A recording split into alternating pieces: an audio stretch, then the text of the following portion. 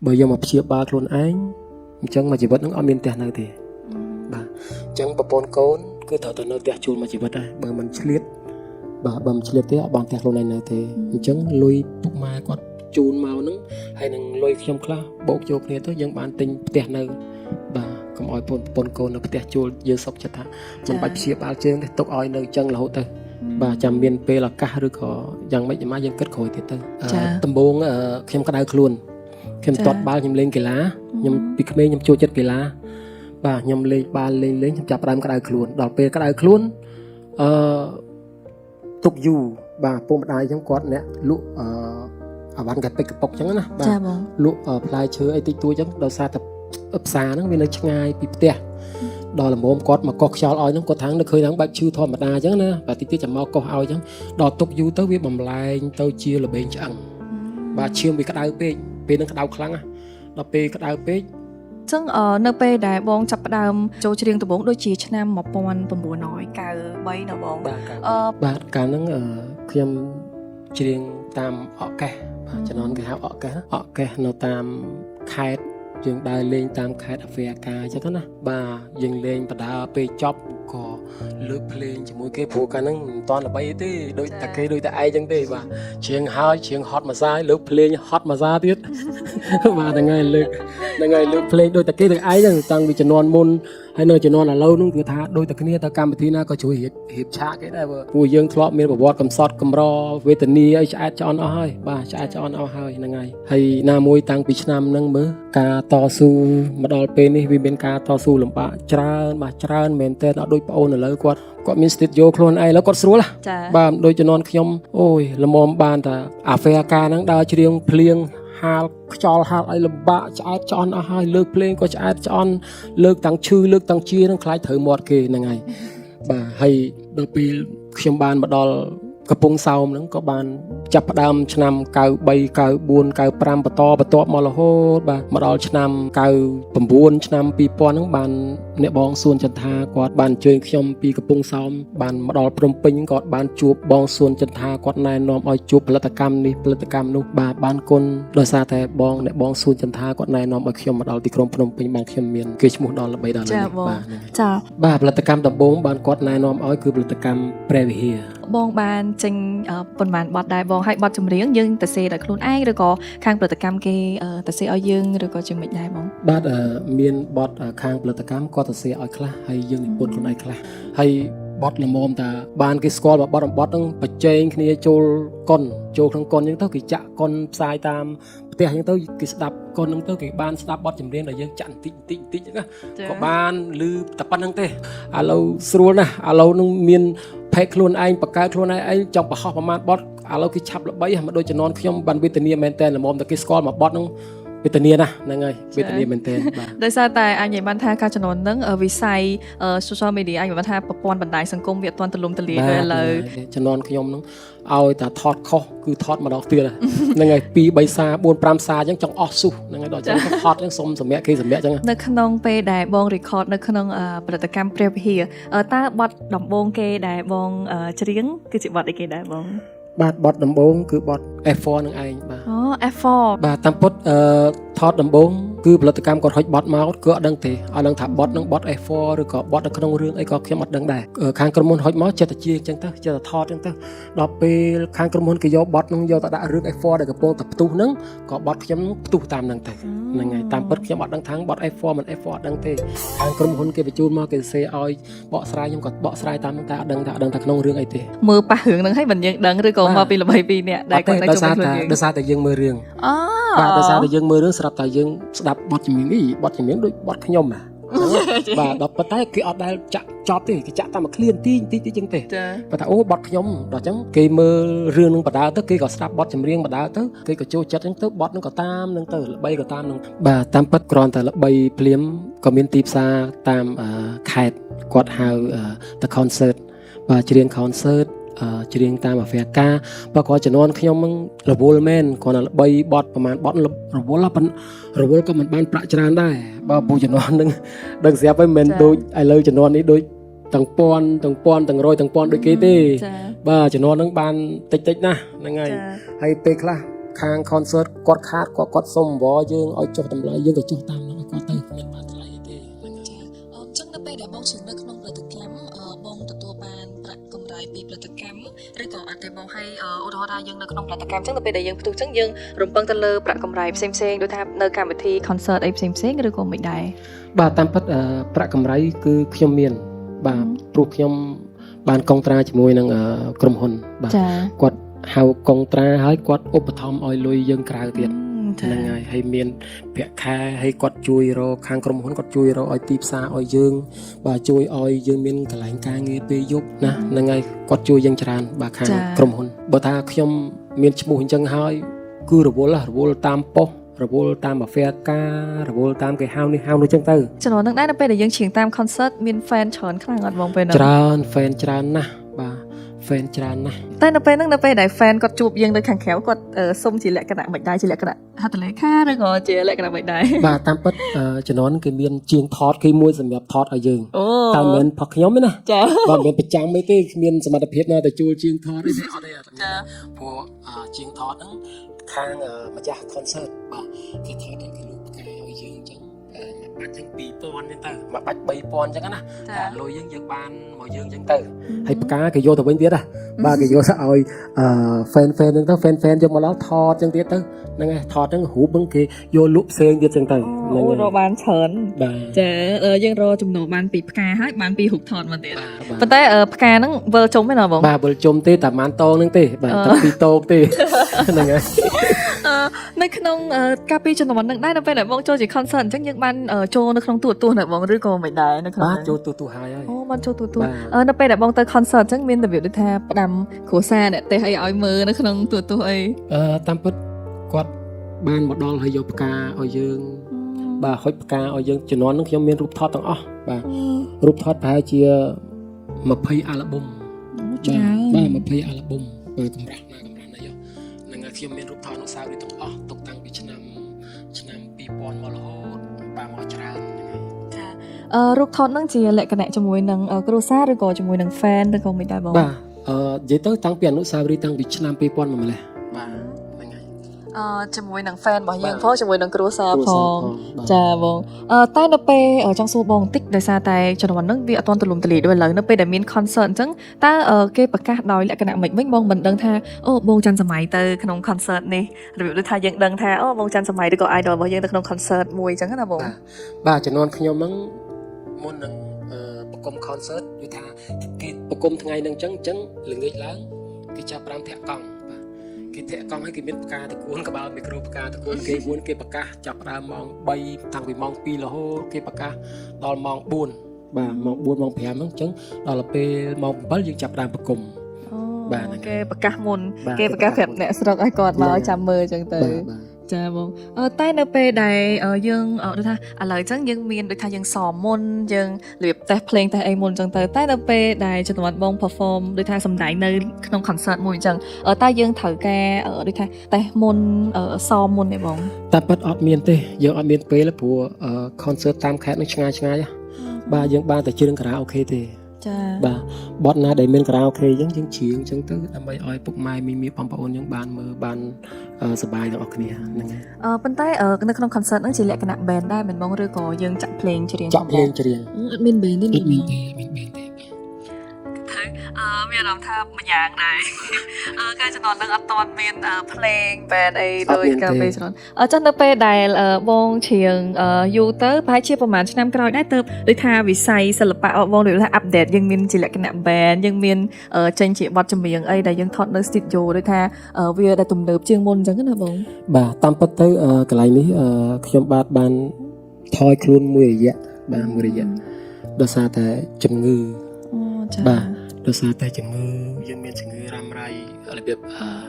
ឆ្អឹងបាទឆ្អឹងយើងប៉ះពាល់ឆ្អឹងដល់អញ្ចឹងទៅយើងរយាមកក៏មានសិល្បៈក្មេងៗយើងឡើងមកក្រោយច្រើន ចា ហ្នឹងហើយអញ្ចឹងទៅខ្ញុំក៏ដកថយហ្នឹងហើយដកថយមួយរយៈ ប្រហែលជាប្រហែលឆ្នាំដែរបង ច្រើនឆ្នាំដែរបាទនិយាយទៅច្រើនឆ្នាំដែរពុកម៉ែគាត់ភ្លេចតែចំនួននោះខ្ញុំធាត់គីឡូខ្ញុំចូលដូចជាខ្ទង់8ជាង តែខ្ញុំឃើញនៅក្នុង YouTube បងប៉ោង បាទហ្នឹងហើយ8ជាងធាត់ណាស់បាទតើតា ជួបនឹងក្រៅហើយដល់តែប្រាប់គាត់ថាខ្ញុំបាត់ខ្ញុំនឹងបាត់គាត់ស្គាល់បើអត់ប្រាប់ទេគាត់អត់ស្គាល់ទេ ចាដោយសារតែរូបរាងឥឡូវរឿងស្នក់ជាងមុន បាទ ចា គីឡូឥឡូវនៅសល់តែ59ទេ ចាអូស្រកច្រើនណាស់បង30គីឡូជាង បាទ ចាដោយសារតែជំងឺប្រចាំកាយរបស់បង បាទ ចឹងនៅពេលដែលបងផ្អាកពីសិល្បៈដោយសារតែជំងឺប៉ុន្តែបងអាចចាំបានថាប្រហែលឆ្នាំក្រោយទៅបងត្រឡប់មកវិញឬក៏បងទៅតែត្រឡប់មកដូចថាឥឡូវនេះទេបង ខ្ញុំមានរឿងរ៉ាវមួយដែលខ្ញុំដកថយចេញពីសិល្បៈហ្នឹងគឺខ្ញុំដើរស្ទូចត្រីបើយើងដើររលិចចេញពីសង្គមតែម្ដងដោយសារតែយើងមានជំងឺខ្ញុំមានមិត្តភ័ក្តិមួយមិត្តភ័ក្តិគាត់បានថតចិត្តតែលួចថតវីដេអូខ្ញុំស្ទូចត្រីហ្នឹងគាត់យកទៅបរោះដល់តែផុសអញ្ចឹងទៅលឺដល់អ្នកកសែតក៏មកថតហើយពេលហ្នឹងមកថតសម្ភារខ្ញុំក៏ដឹងថាអ្នកកសែតមកដល់ផ្ទះដែរបាទព្រោះពេលនៅផ្ទះកំពុងតែគេស្លៀកសរងហ្នឹងមានដឹងអ្នកកសែតមកណាដល់គេគូសទ្វារឲ្យបានវាក់ជាមួយអ្នកកសែតហ្នឹងអត់ដឹងថាអ្នកកសែតគេមកទេហ្នឹងដល់អ្នកកសែតគាត់មកអញ្ចឹងគាត់បានសម្ភារអញ្ចឹងទៅគាត់សម្ភារពីហ្នឹងហើយតែចេះបានចេះតែបកស្រាយទៅគេចាប់ផ្ដើមស្គាល់អញ្ចឹងទៅក៏គេហៅមកជ្រាបវិញទៅបាទហ្នឹងហើយតែនៅពេលដែលសុកអ្នកកសែតមកសម្ភារដោយអត់មានបានត្រៀមទុកទាំងដែរដូចថាយើងអត់ចង់បង្ហាញឲ្យគេដឹងទេណាបងបងមានអារម្មណ៍មិនដែរយើងពេលហ្នឹងយើងមានអារម្មណ៍ថាដូចភាំងឬក៏មានអារម្មណ៍ថាថ្ងៃហ្នឹងខឹងមិត្តភក្តិដោយសារតែគាត់យករូបខ្ញុំទៅបរោះហើយយករូបខ្ញុំទៅប្រាប់អ្នកកសែតឲ្យអ្នកកសែតគាត់មកចុះខ្ញុំហ្នឹងបាទហើយខ្ញុំក៏អត់ដឹងថាអ្នកកសែតមកដល់មុខផ្ទះដែរព្រោះមនុស្សកំពុងអត់ដេកស្លៀកសរងហ្នឹងចាបរោះគាត់បើកទ្វារខ្វាក់កាមេរ៉ាពេញមុខទាំងអស់បាទហើយនៅពេលហ្នឹងបងគ្រាន់ថាយើង flexible យើងទៅតាមចាក់បដោយទៅតាមបាសិនទៅចាបងអញ្ចឹងនៅពេលដែលបងធ្លាក់ខ្លួនឈឺបងក៏បោះបង់អាចនិយាយថាបោះបង់ហ្មងណាបងដោយសារតែបងឈប់ពីសិល្បៈដើម្បីព្យាបាលខ្លួនឯងអញ្ចឹងទៅប៉ុន្តែតើមានហេតុផលអីដែលធ្វើឲ្យបងបោះបង់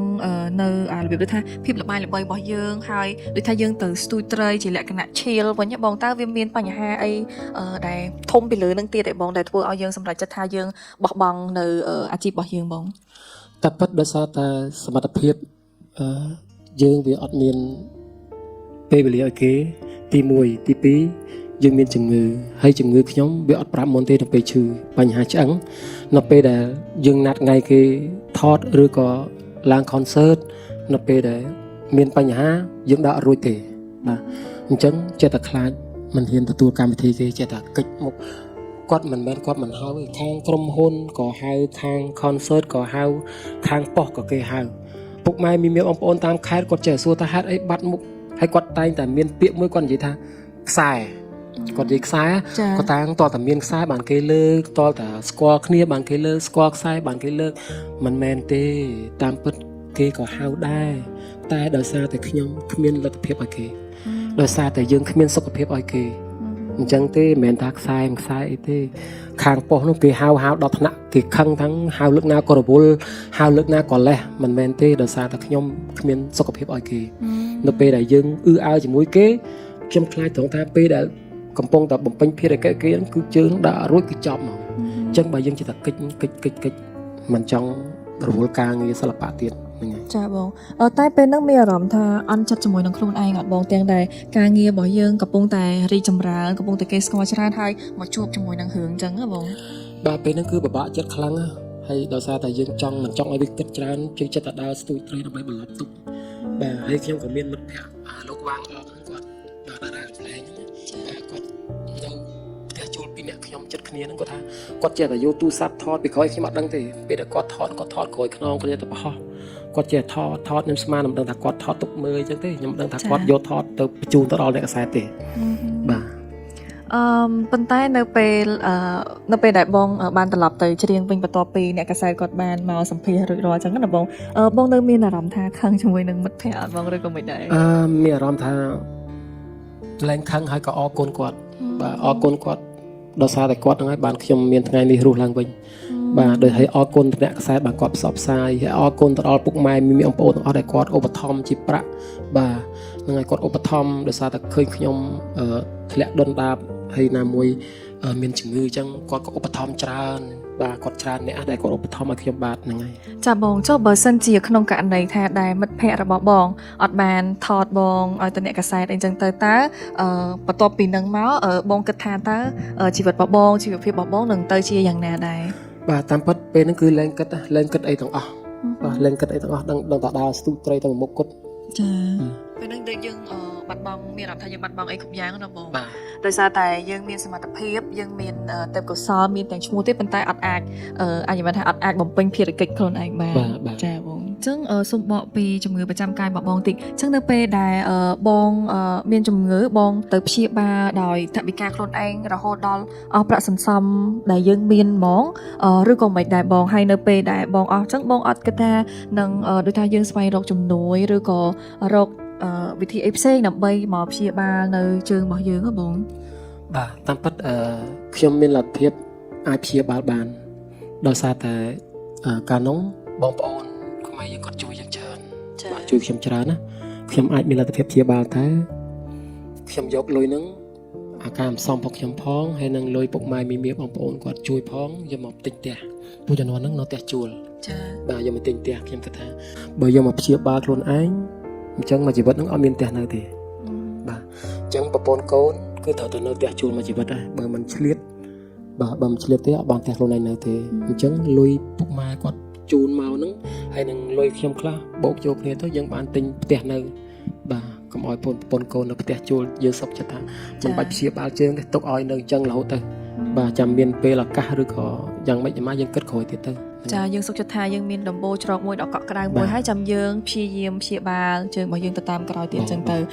នៅពេលដែលបងមានផ្ទះជារបស់ខ្លួនឯងហើយតើជើងរបស់បងហ្នឹងបងចាប់ផ្ដើមដូចថាយើងព្យាបាលយើងក៏ព្យាបាលវាបដាដែរណាបង តាមពិតតតែលេបថ្នាំបានវាធូរតែបើចង់ជាតតែវះព្រោះឆ្អឹងយើងវាចលះគ្នាអស់ហើយតសាយអីក៏ស្វិតអស់ដែរបាទហើយឆ្អឹងឥឡូវធ្វើទុកដល់ឆ្អឹងខ្នងទៀតដំបូងត្រឹមតាគៀកទេឥឡូវដល់ឆ្អឹងខ្នងហើយបើយើងអត់ឆាប់វះកាត់ទេជំងឺហ្នឹងគឺមិនងាយជាទេចាបាទ ចុះខ្ញុំអាចសួរបងបានថាតើជើងរបស់បងឥឡូវបានប្រសើរឡើងជាងមុនដល់បងឬក៏មិនដែរតាមពិតដូចខ្ញុំនិយាយពីមុនអញ្ចឹងវាអត់ប្រាប់មុនទេបាទវាអត់ប្រាប់មុនទេពេលវាឈឺភ្លាមហ្មងចាបងបាទខ្ញុំសុំសួរបងបន្តិចជើងរបស់បងអាចប្រាប់គាត់អត់ក៏បានដែរជើងរបស់មានបញ្ហាអីគេដែរបងប្រាប់ដំបូងខ្ញុំក្តៅខ្លួនខ្ញុំទាត់បាល់ខ្ញុំលេងកីឡាខ្ញុំពីក្មេងខ្ញុំចូលចិត្តកីឡាបាទខ្ញុំលេងបាល់លេងខ្ញុំចាប់ផ្ដើមក្តៅខ្លួនដល់ពេលក្តៅខ្លួនទុកយូរបាទពុកម្ដាយអញ្ចឹងគាត់អ្នកលក់អាវ៉ាន់កាពេកកប៉ុកអញ្ចឹងណាបាទលក់ផ្លែឈើអីតិចតួចអញ្ចឹងដោយសារតែផ្សារហ្នឹងវានៅឆ្ងាយពីផ្ទះដល់ល្មមគាត់មកកោះខ្យល់ឲ្យហ្នឹងគាត់ថានៅឃើញហ្នឹងបែបឈឺធម្មតាអញ្ចឹងណាបាទតិចទៀតចាំមកកោះឲ្យអញ្ចឹងដល់ទុកយូរទៅវាបំលែងទៅជាលបែងឆ្អឹងបាទឈាមវាក្តៅពេកពេលហ្នឹងក្តៅខ្លាំងណាដល់ពេលក្តៅពេកពេទ្យគាត់ប្រាប់ថាដោយសារតែទុកយូរពេកហើយណាមួយជំនាន់ហ្នឹងពុកម្ដាយខ្ញុំហើយចាស់ជំនាន់ហ្នឹងគាត់ចូលចិត្តជឿអបិយជំនឿគាត់អត់យកទៅពេទ្យភ្លាមទេគ្រូខ្មែរបាទគាត់យករកគ្រូខ្មែរដល់ពេលយកគ្រូខ្មែរមកអត់មានធ្វើអីការទេក្រៅពីស្រែកហូអត់ស្រែកខ្ញុំស្រែកឈឺណាស់គាត់គ្មានបានទៅមានបដាបដាឲ្យដូចពេទ្យទេបាទយកអីមកបិទចឹងទៅចំណាយពេលវេលាយូរប្រហែលជាខ្ទង់ប្រហែលថ្ងៃប្រហែលខែល្មមទៅដល់ពេទ្យបានពេទ្យគេជួយតន់ហ្នឹងកុំអីទុកតែមួយថ្ងៃពីរថ្ងៃទៀតលែងសង្គ្រោះតន់ហើយបានន័យថាធ្វើឲ្យខូចជើងយើងចំហៀងហ្នឹងតែទុកយូរទៅដល់ពេលទៅពេទ្យក៏គេព្យាបាលជាដែរតែដោយសារកំហុសរបស់យើងពេទ្យគេឲ្យលេបថ្នាំល្បែងហ្នឹងចំនួន6ខែតែខ្ញុំលេបបានតែ5ខែទេព្រោះយើងនៅស្រុកយើងជំពាក់លុយគេច្រើនដោយសារតែគ្មានសហយមកបើកថ្នាំនៅភ្នំពេញបាទព្រោះគេពេទ្យគេឲ្យតម្រូវយើងលេប6ខែតែយើងលេបបានតែ5ខែហើយថ្នាំល្បែងនេះបើយើងខានលេបតាមមួយថ្ងៃក៏លាប់មកវិញបាទលាប់មកវិញដែរតែយើងខានលេបដល់មួយខែម្ល៉េះហើយណាមួយឪពុកម្ដាយយើងគាត់ឃើញយើងដើរបានអីបានគាត់ក៏ខ្ជិលមកបើកណាមួយពាក់លុយគេពេញភូមិផងយើងខ្ចីភូមិខ្ចីពីនេះពីនោះដើម្បីមកបើកថ្នាំយើងមិននឹកស្មានថាវារើឡើងវិញទេហ្នឹងហើយបើព្យាបាលទាំងហ្នឹងមកលេបថ្នាំ6ខែវាជាបាត់ហើយចាដោយសារតែយើងគិតថាវាជាហើយក៏បាច់ទៀតតែដោយសារតែយើងខ្វះខាតថវិកាដែរអញ្ចឹងជើងបងឥឡូវនៅតែថាយើងអត់ដឹងពេលដូចថាយូរនៅតែរើ ចង់ថាអញ្ញាបានថាយើងអត់ដឹងថាវាឈឺពេលណាទៀតចឹង ដល់វាជឿពេលណា ចុះបើសិនជាឥឡូវយើងព្យាបាលវាតើអាចនឹងជាដោយតាមអត់បង ជាដល់ជាតែលុត្រាតែវះហើយវះจะត្រូវចំណាយថវិកាទៅ 4-5 ម៉ឺនអញ្ចឹងចំពោះខ្ញុំគឺមិនអាចទេបាទគឺមិនអាចទេសូម្បីតែមានលុយ$20,000 $3ជាងក៏ដោយក៏ខ្ញុំទុកទិញផ្ទះឲ្យប្រពន្ធកូននៅដែរខ្ញុំអត់ព្យាបាលខ្លួនឯងទេ ចា៎ បាទ ខ្ញុំអាចដឹងថាពីទំហំចិត្តនៃក្តីស្រឡាញ់របស់បងមានចំពោះប្រពន្ធកូនគឺធំខ្លាំងមែនទែនតើហេតុមូលហេតុអីបានបងសុខចិត្តជ្រើសរើសប្រពន្ធកូនប៉ុន្តែអត់ព្យាបាលខ្លួនឯង ពីព្រោះជីវិតខ្ញុំមួយជីវិតនេះគឺថាឆ្អាតឆ្អន់ហើយបាទឆ្អាតឆ្អន់ហើយណាមួយកូនខ្ញុំក៏នៅទូចអញ្ចឹងមិនអាចយកក្តីសុខខ្លួនឯងបានទេអត់ទេបាទព្រោះកូននៅកណ្ដឹងនៅទូចណាស់កូនខ្ញុំវា5នាក់នោះ អូច្រើន បាទភ្លោះ2គូបាទដល់អញ្ចឹងទៅដើរទៅដួសត្រូវតែមានផ្ទះហើយព្រោះអត់ផ្ទះខ្លួនឯងពិបាកណាស់តិចដល់ថ្លៃផ្ទះតិចដល់ថ្លៃភ្លើងតិចដល់ថ្លៃបន្ទប់អញ្ចឹងទេខ្ញុំក៏សម្រេចចិត្តថាត្រូវតែទិញផ្ទះខ្ញុំអត់យកលុយហ្នឹងមកព្យាបាលជំងឺទេដើម្បីឲ្យប្រពន្ធកូនគាត់មានតំណង ចុះជាធម្មតាបងគឺជាបង្គោលនៃគ្រួសារនៅពេលដែលប្រពន្ធរបស់បងគាត់រកស៊ីឬក៏អីដែរឬក៏គាត់និយាយថាចំណូលមកពីតែបងតែម្នាក់ឬក៏គាត់រកចំណូលក្រៅដែរ តែប៉ិតចំណូលមានតែខ្ញុំមួយទេដែលរកចូលក្នុងគ្រួសារប្រពន្ធខ្ញុំគាត់ខាងមេផ្ទះស្ត្រីមេផ្ទះបាទ ចាចុះកូនបងឥឡូវធំហើយឬក៏គាត់នៅទូទេបង កន្លោះកមុំអស់ អូកន្លងកំមុំអស់ហើយចាជឿជាក់ថាគាត់មើលឃើញវីដេអូនេះហើយគាត់ពិតជារំភើបមែនតើដែលគាត់មានប៉ាមួយនៅគំរូសុខចិត្តដូចថាបងខ្លួនឯងសុខចិត្តខ្លួនឯងអត់ខ្វល់អីឲ្យតែប្រពន្ធកូនបានរស់នៅស្រួលមានកន្លែងកន្លងរស់នៅកក់ក្ដៅអញ្ចឹងទៅចាហើយជឿជាក់ថាកូនរបស់បងក៏ជាកូនដែលគោរពទៅតាមកន្លងរបស់ឪពុកម្ដាយក៏ដូចជាយល់ដឹងនៅក្តីស្រឡាញ់ដែលប៉ាមានឲ្យកូនដូចគ្នា ខ្ញុំជឿថានៅក្នុងវីដេអូនេះគាត់ប្រកាសជារំភើបមែនទែនចាសូម្បីខ្ញុំស្ដាប់ក៏ខ្ញុំរំភើបដែរណាបងមិនងាយមានទេមនុស្សប្រុសដែរដូចថាគាត់មានកម្លាំងគ្រប់គ្រាន់គាត់គ្រាន់តែឈឺជើងហើយបើសិនជាគាត់ព្យាបាលខ្លួនឯងទៅគឺគាត់របៀបដូចថារស់ស្រួលអត់ត្រូវការមកឈឺចាប់ជាមួយនឹងជំងឺដែលយើងមានរហូតចឹងទៅចាប៉ុន្តែគាត់សុខចិត្តជ្រើសរើសយកគ្រួសារជាងខ្លួនឯងខ្ញុំពិតជាគ្រប់នៅការសម្រេចចិត្តរបស់បងគោរពរបស់បងហើយក៏ដូចជាបានន័យថារំភើបជាមួយនឹងទំហំនៃក្តីស្រឡាញ់របស់បងមែនទែនចាអូខេបងបន្ទាប់ពីស្ដាប់ពីប្រវត្តិរបស់បងហើយប្រកាសជាបងទស្សនិកជនដែលជា fan របស់បងក៏ដូចជាខ្ញុំផ្ទាល់ខ្ញុំមានអារម្មណ៍ថាឆ្ងល់ដែរតើបងថាមិនក៏បងអត់មានចេញបទអីថ្មីអញ្ចឹងរបៀបថាបងប្រហែលជាឈប់ពីសិល្បៈអីតែតាមពិតមកពីបញ្ហាសុខភាពរបស់បងអូខេបងដោយសារតើវគ្គនេះគឺជារៀងរាល់សប្តាហ៍យើងតែងតែមានប្រធានបទប្រចាំសប្តាហ៍ដើម្បីឲ្យភ្ញៀវកិត្តិយសគាត់បានអាចបានថាចែករំលែកនៅបទពិសោធន៍ក៏ដូចជាដំបូន្មានល្អៗពីរៀមច្បងដែលគាត់ធ្លាប់ជួបឬក៏ផ្ដល់ដំបូន្មានល្អៗទៅដល់ទស្សនិកជនដែលគាត់បានមើលនៅក្នុងកម្មវិធីរបស់យើងអញ្ចឹងទៅសម្រាប់ប្រធានបទរបស់បងនៅក្នុងសប្តាហ៍នេះដែរខ្ញុំចង់សួរទៅបងថានៅក្នុងនាមជាឪពុកម្នាក់ទំនួលខុសត្រូវរបស់យើងសម្រាប់កូនជាមួយនឹងគ្រួសារតើមានន័យយ៉ាងណាដែរសម្រាប់បង បាទការទទួលទំនួលខុសត្រូវចំពោះគ្រួសារចាស់គាត់តែងនិយាយថាចិញ្ចឹមកូននៅតែរួចទេពេលខ្លះគាត់ចង់មានប្រសាសន៍ថាចិញ្ចឹមកូននៅពេលដែលកូនធំហើយគឺមានការងារហើយគឺរួចរាល់ហើយលែងខ្វល់ហើយតាមពិតខុសហើយបាទគឺខុសទាំងស្រុងនៅពេលដែលចិញ្ចឹមកូនហើយមានប្តីមានគ្រួសារមានប្រពន្ធមានចៅយើងត្រូវនៅជាប់កម្មកូនកម្មចៅនឹងទៀតបាទនៅជួយមើលចៅនៅមានបញ្ហាច្រើនណាស់ដែលយើងមិនអាចលែងដៃបានទេមិនមែនថាចាំឲ្យតកូនឲ្យធំមានការងារមានប្រពន្ធមានកូនមានប្តីឲ្យចោលអត់ទេបាទជាឪពុកម្ដាយគឺទទួលទំនួលខុសត្រូវច្រើនណាស់បាទស្រឡាញ់កូនមួយថៅចឹងហើយមួយចៅមួយ តៅស្រឡាញ់ចៅមួយថាំង បាទហ្នឹងគឺថាมันអាចកាត់ផ្ដាច់បានទេហើយក៏មិនមែនឈប់ពេលហ្នឹងដែរមិនមែនថាមានកូនមានប្តីមានអីហើយកាត់ផ្ដាច់នៅចេតនាឈប់ខ្វល់មិនមែនទេបាទគឺនៅចៅទៀតនៅខ្វល់ពីចៅឈឺនៅចៅនឹងធំឡើងរៀនហើយនៅមានគ្រួសារទៅខ្វល់ចៅទូតនឹងទៀតថាតកនៅរហូតមិនមែនអាចថាមិនទទួលខុសត្រូវបានទេទំនួលខុសត្រូវក្នុងគ្រួសារគឺធំធេងណាស់ហ្នឹងហើយ ចាសម្រាប់ពាក្យជាឪពុកតើមានអត្ថន័យមិនដែរសម្រាប់ទស្សនិកជនយើងមើលអញ្ចឹងណាបងអត្ថន័យឪពុកសម្រាប់បងមានន័យមិនដែរ បាទជាឪពុកគឺមិនមែនត្រឹមជាឪពុកទេគឺជាម្ដាយផងបាទខ្ញុំជាមនុស្សប្រុសខ្ញុំសូមនិយាយពីមួយម៉ាត់ថាលើโลกនេះគឺខ្ញុំផ្ដល់តម្លៃឲ្យមនុស្សស្រីគឺធំបំផុតស្ត្រីគឺធំបំផុត ដោយសារអីពេលខ្លះខ្ញុំតែងតែគិតថាខ្ញុំតែងតែនិយាយថាគ្រប់កម្មវិធីតែងតែលើកពីសិទ្ធិស្ត្រីកុំថាគាត់នៅផ្ទះគាត់ធ្វើការផ្ទះហើយគាត់អន់ជាងប្តីធ្វើការនៅក្រៅណាគាត់មិនបានរកលុយចូលក្នុងក្រុមគ្រួសារមែនតែគាត់ធ្វើកិច្ចការងារទាំងគឺវាច្រើនជាងអ្នកដែលទៅធ្វើការនៅក្រៅទៀតខ្ញុំឲ្យសិទ្ធិធំបំផុតចំពោះស្ត្រីនៅកន្លែងនេះបាទមិនងាយទេព្រោះហេតុអីបានថាមិនងាយព្រោះខ្ញុំធ្លាប់ធ្វើជាពុកគេផងធ្វើជាម្ដាយគេផងព្រលឹមឡើងខ្ញុំត្រូវលាងចានព្រលឹមឡើងខ្ញុំត្រូវឡើងផ្សារទិញម្ហូប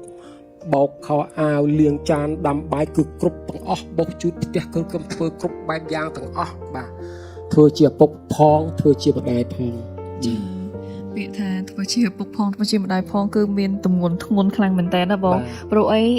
ធ្វើជាឪពុកបានន័យថាយើងធ្វើជាបង្គោលនៅក្នុងគ្រួសារមួយយើងត្រូវរកចំណូលដើម្បីមើលថែគ្រួសារបើធ្វើជាម្ដាយត្រូវមើលថែកូនមុជទឹកលាងចានដាំបាយទៅសារធ្វើម្ហូបឲ្យកូនដោយតែបងបកស្រាយប្រាប់មិញអញ្ចឹងគឺថាមានទំនួលខុសត្រូវគឺធំខ្លាំងមែនតើសូម្បីតែរាល់ថ្ងៃនេះក៏នៅតែធ្វើអញ្ចឹងដែរបាទព្រលឹមឡើងលាងចានហើយក៏ដាំបាយហើយក៏ធ្វើម្ហូប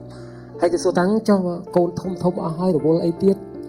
មែនទេមែនអាងតាំងកូនបកកើតកូនមកកូនធំហើយប្រើកូនឲ្យដាំបាយលាងចានទេមែនទេនេះការរំលែកចែករំលែកក្នុងគ្រួសារយើងជួយគ្នាមែនតាំងអាងតាឪហើយទៅរកលុយក្រៅបានមកហើយចិញ្ចឹមគ្រួសារប្រើគ្រួសារឲ្យធ្វើកិច្ចការងារការផ្ទះលាងចានដាំបាយធ្វើម្ហូបមែនទេអ្នកធ្វើបានត្រូវតែធ្វើកុំចាំអាងខ្លួនឯងរកលុយនៅក្រៅឲ្យបញ្ជាក្រុមគ្រួសារក្នុងគ្រួសារធ្វើនេះធ្វើនោះអាហ្នឹងគេមិនហៅថាពុកម្ដាយទេយើងត្រូវចេះជួយគ្នាហ្នឹងហើយខ្ញុំតែងតែនិយាយទៀតថាត្រូវតែផ្ដល់តម្លៃឲ្យស្ត្រីធំបំផុតគឺកិច្ចការងារផ្ទះនេះឯងចាអរគុណបងមានអារម្មណ៍ថាខ្ញុំគាំទ្រ idol គឺត្រឹមត្រូវខ្លាំងមែនតើចាបងមិនត្រឹមតែជា idol ដែលគំរូមានបទចម្រៀងព្រោះហើយ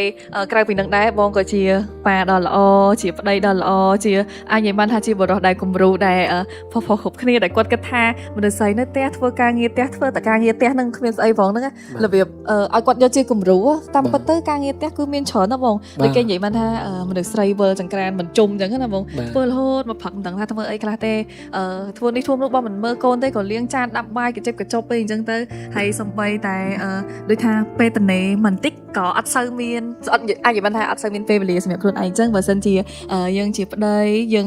ជួយជំនួសការងារប្រពន្ធតិចតួចយើងកុំប្រកាន់ថានឹងជាការងារស្រីអីវាក៏ល្អដែរណាបងអូបងសុំសួរប័ណ្ណបងមួយដែលបងច្រៀងជាមួយនឹងអ្នកបងអឿនស្រីមុំបងចំណងជើងដាក់ origin ប៉ុន្តែនៅពេលដែលបងច្រៀង Olazin នឹងខុសគ្នាមិនដែរបងបាទតាមពិតដូចពាក្យយើងនិយាយយ៉ាងពេលខ្លះពាក្យនិយាយនឹងពាក្យច្រៀងខុសគ្នាចាបាទចំណងជើងអញ្ចឹងតែយើងច្រៀងក្លែមផ្សេងបាទតើអូឡាស៊ីនឹងមានន័យថាម៉េចដែរបងបាទអូឡាស៊ីនឹងគេជំនាន់នឹងគេចង់អួតពីចំណុចល្អរៀងខ្លួនបាទនៅគេនិយាយអត់នៅស្រៀនរៀងខ្លួនបាទគេបរិសុទ្ធស្រស់ស្អាតអីចឹងទៅតែមានអារម្មណ៍ថាបាត់អែមសែមពាក្យថាអែមសែមមានទាំងពីជំនាន់ហ្នឹងមកបងបាទអ្នកនិពន្ធគាត់នឹកឃើញបាទនឹកឃើញ